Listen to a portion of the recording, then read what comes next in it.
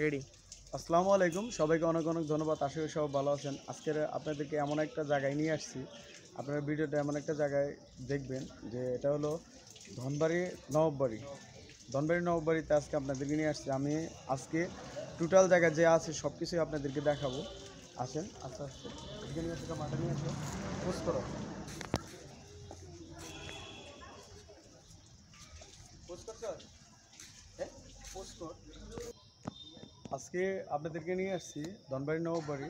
এই আমি আজকে আমার চিন্তা আছে যে টোটাল আপনাদেরকে দেখাবো সবাইকে।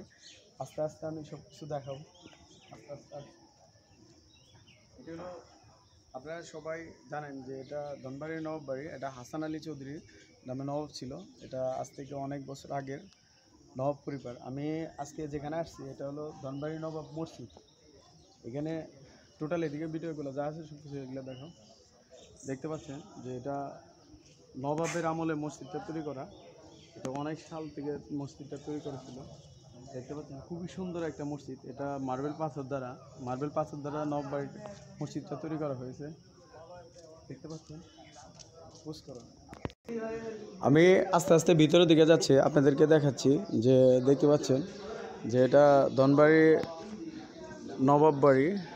দেখতে পাচ্ছেন এটা মসজিদটা খুবই সুন্দর, আকর্ষণীয় একটা মসজিদ। দেখতে পাচ্ছেন